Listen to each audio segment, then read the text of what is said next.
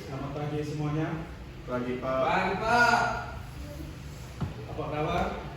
Baik, Pak. Baik, sebelum kita memulai pembelajaran kita pada pagi hari ini, Pak minta salah seorang dari adik-adik untuk membacakan doa. Oke, baik Pak Guru dan teman-teman, sebelum kita memulai perkuliahan pagi ini, mari kita berdoa. Tuhan Allah Bapa kami dalam surga, Bapa yang sembah dalam nama Yesus Kristus, terima kasih atas kami untuk kami pada pagi hari ini. Kami akan memulai kuliah, kiranya Engkau menyertai dari awal pertengahan hingga pada berakhir dengan baik. Kami ini doa dan permohonan kami dalam nama Tuhan Yesus kami telah berdoa. Amin. Ya baik, terima kasih kepada adik Calvin yang telah membacakan doa untuk kita di pagi hari ini. Ya baik, adik-adik masih ingat pertemuan kita minggu lalu?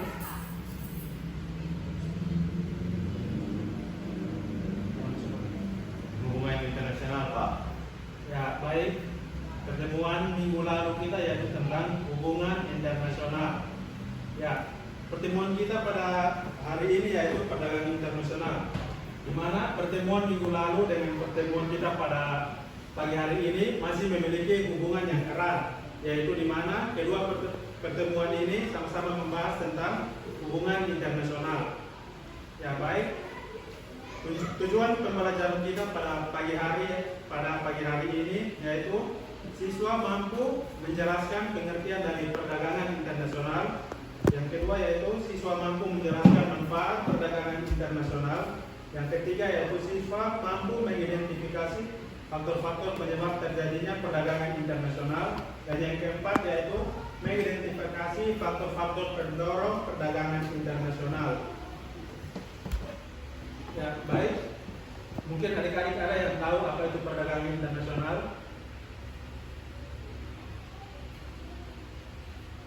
Saya Pak. Ya, silakan. Perdagangan internasional adalah perdagangan yang dilakukan antar negara atau pemerintah negara dengan negara lain yang menjalani suatu hubungan perdagangan yang sesuai kesepakatan antar kedua belah pihak yang melakukan perdagangan internasional tersebut. Ya, baik. Jawaban dari adik Calvin sudah sangat hebat sekali ya. Yaitu perdagangan internasional adalah perdagangan yang dilakukan antar negara atau pemerintahan dengan negara-negara lain yang menjalani hubungan perdagangan yang sesuai kesepakatan antara kedua negara atau kedua belah pihak yang melakukan perdagangan tersebut. Artinya, perdagangan nasional ini bisa terjadi apabila kedua negara tersebut sudah memiliki kesepakatan bersama atau menjalin hubungan kerjasama. Ya adik-adik. Yang berikut yaitu manfaat perdagangan internasional. Apakah ada adik-adik yang tahu apa saja manfaat dari perdagangan internasional?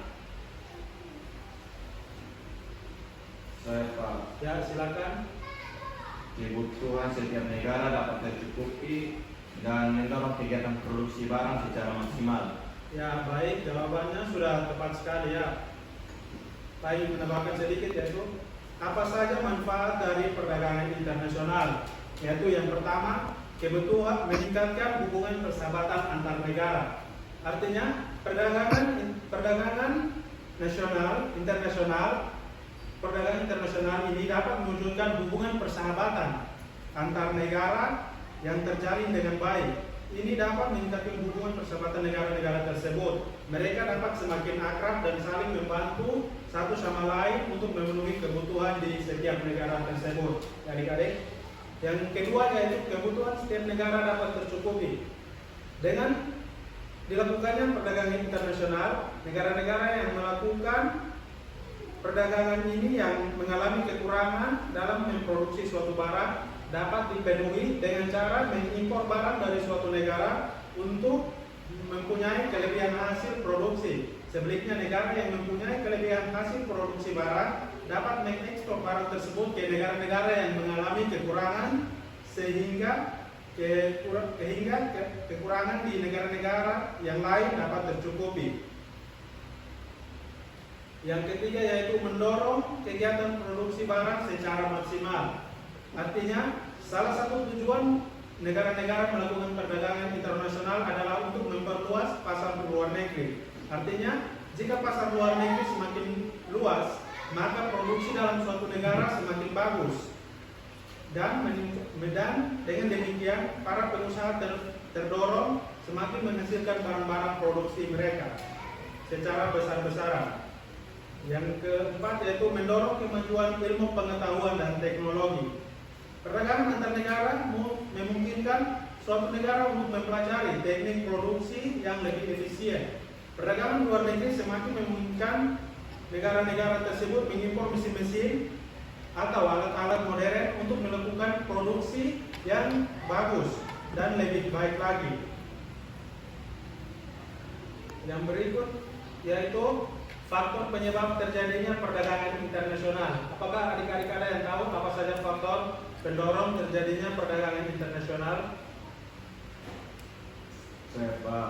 Ya, silakan.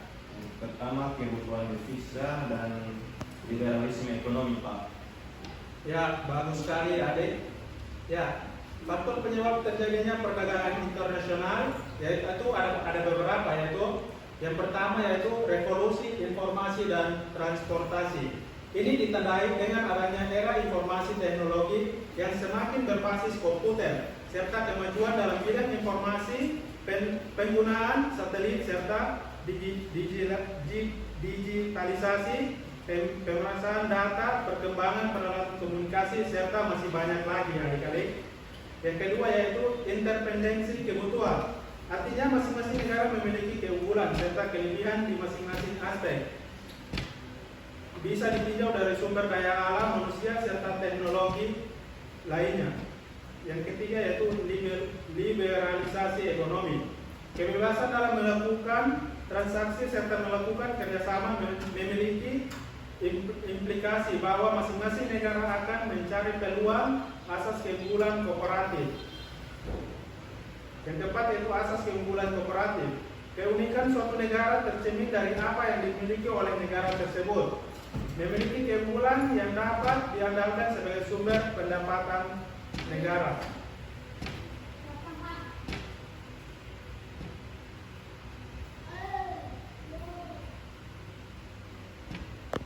Yang berikut yaitu faktor pendorong perdagangan internasional. Apakah adik-adik ada yang tahu apa saja faktor pendorong? Saya Pak. Ya baik, silakan adik. Yang pertama perbedaan kapasitas produksi dan perbedaan selera Pak. Ya baik, ya sudah betul sekali adik-adik. Artinya apa? Perbedaan sumber yang pertama yaitu perbedaan sumber daya alam.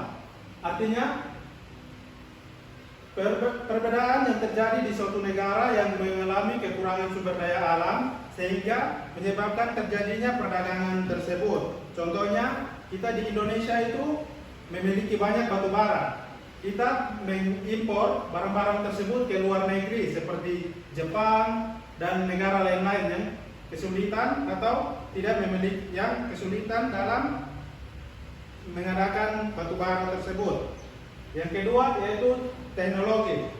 Di zaman sekarang ini kemajuan teknologi sangat berpengaruh terhadap perkembangan suatu negara. Contohnya seperti di negara-negara maju, Jepang, Korea, dan Singapura, mereka itu memiliki kemajuan teknologi yang lebih bagus dibandingkan negara kita ya adik-adik. Sehingga kita di Indonesia ini sangat memerlukan produk-produk atau produk teknologi dari negara-negara tersebut sehingga kita mengekspor barang-barang tersebut dari negara-negara maju tersebut. Yang ketiga yaitu perbedaan kapasitas produksi. Ya, ini sangat berpengaruh ya adik-adik terhadap perkembangan perdagangan internasional ya. Karena perbedaan kapasitas produksi di negara kita ini kekurangan teknologi sehingga kita memproduksi suatu produk itu sangat kekurangan atau sangat sedikit jumlahnya sehingga kita memerlukan produk-produk dari luar untuk menutupi kekurangan tersebut. Yang keempat yaitu efisiensi biaya. Artinya dengan kemajuan teknologi tadi itu dapat dapat memangkas atau mengurangi biaya produksi yang harus dikeluarkan oleh negara-negara berkembang atau ya negara-negara berkembang. Yang kelima yaitu perbedaan selera. Perbedaan selera ini menjadi salah satu faktor pendorong yang sangat besar adik-adik, karena kita di negara-negara maju seperti kita ini, masyarakatnya itu seperti melihat produk-produk dari luar negeri, itu mereka sangat terobsesi sehingga mereka akan mengekspor barang-barang yang diproduksi oleh negara luar untuk memenuhi selera mereka. Ya, baik, sekian dari penjelasan Pak. Mungkin adik-adik ada yang bertanya atau sudah paham? Paham, Pak. Ya, baik, kalau sudah paham, Pak akan memberikan soal untuk adik-adik diskusi ya. Ya, Pak. Ya, baik.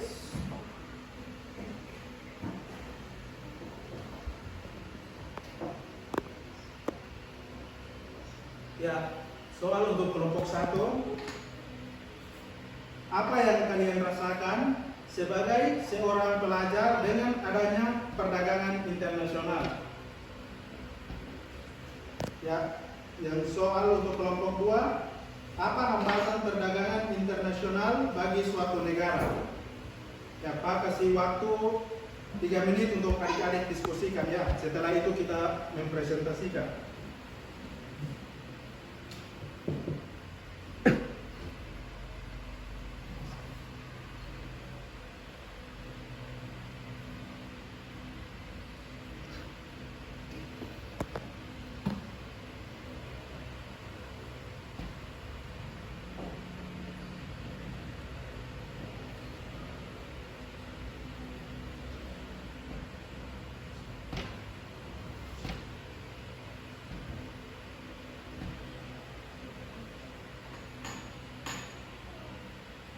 Ya, adik-adik apakah sudah bisa dipresentasikan? Sudah, Pak. Sudah Pak. Ya, baik, silakan kelompok 1 atau 2, mana yang menjawab? Saya Pak. Ya, baik, silakan. Ya, saya dari kelompok 1 ingin menjelaskan tentang pertanyaan yang diberikan Pak. Apa yang kalian rasakan sebagai seorang pelajar dengan adanya perdagangan internasional? Jawab dari saya, mungkin terpenuhinya sarana pendidikan yang lebih baik. Perdagangan internasional membuat negara membeli berbagai sarana pendidikan yang baik seperti komputer canggih. Hal ini dilakukan agar pendidikan menjadi lebih berkembang. Mungkin itu dari saya. Ya, baik, terima kasih dari adik dari perwakilan kelompok 1. Ya, jawabannya tadi itu sudah sangat bagus ya adik. Di sini Pak ingin menambahkan beberapa, yaitu yang pertama, membuka berbagai wawasan jurusan pekerjaan sedari dini. Perdagangan internasional membuat berbagai lapangan kerja makin luas sehingga membuat wawasan semakin berkembang. Yang kedua yaitu lapangan kerja yang dapat semakin besar. Perdagangan internasional membuat pasar setiap negara terbuka sehingga berpeluang semakin besar. Ya, itu kurang lebih tambahan dari Bapak. Selanjutnya kelompok 2 apakah sudah bisa dipresentasikan? Sudah, Pak. Ya, silakan. Baik, jawabannya Pak. Kualitas tenaga kerja dapat menghambat perdagangan internasional karena jika sumber daya manusianya rendah, maka kualitas dari hasil produksi atau produk akan rendah pula.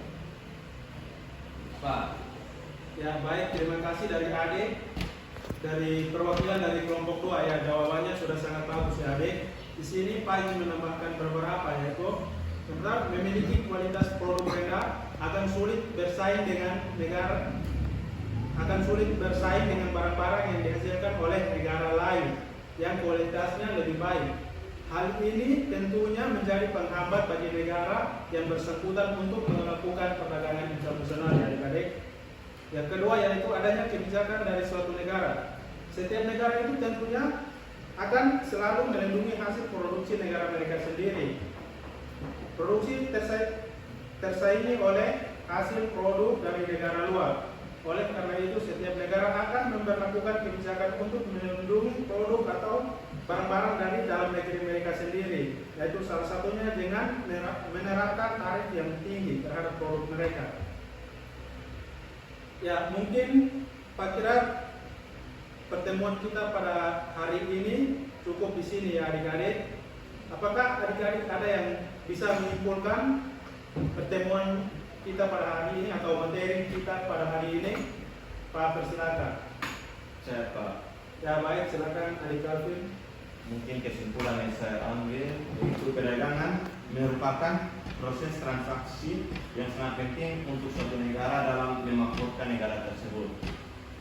Ya baik, terima kasih adik yang sudah mau menyampaikan kesimpulan. Ya, kesimpulan yang disampaikan oleh adik Calvin tadi sudah sangat bagus ya. Pak ingin menambahkan sedikit. Jadi adik-adik, hari ini kita belajar tentang perdagangan internasional.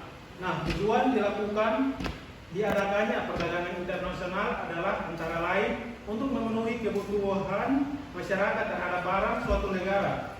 Lalu keuntungan negara bagi negara produsen adalah mendapatkan keuntungan dari penjualan barang-barang tersebut dan akan memajukan negara-negara tersebut. Ya, Pak Kira, mungkin sekian pada pertemuan kita pada pagi hari ini. Sebelum Pak menutup pertemuan kita pada pagi hari ini, Pak minta salah seorang adik-adik untuk membacakan doa. Ya Pak, persilakan. Baik, Pak teman-teman, sebelum kita mengakhiri pertemuan pada hari ini, mari kita berdoa.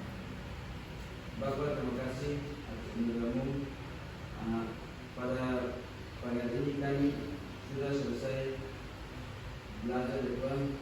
Tuhan, terima kasih Tuhan atas Pak yang sudah berikan kami pelajaran. Sebelum berlangsungnya pelajaran ini, terima kasih agar sahabat manfaat yang berikut dapat kami belajar dengan baik juga ya Bapak. Terima kasih Tuhan, haleluya, amin. Pak, penutup kita pada pembelajaran pagi hari ini. Ya mungkin sekian dari Pak. Terima kasih banyak. Selamat pagi. Pagi Pak. Baik Pak.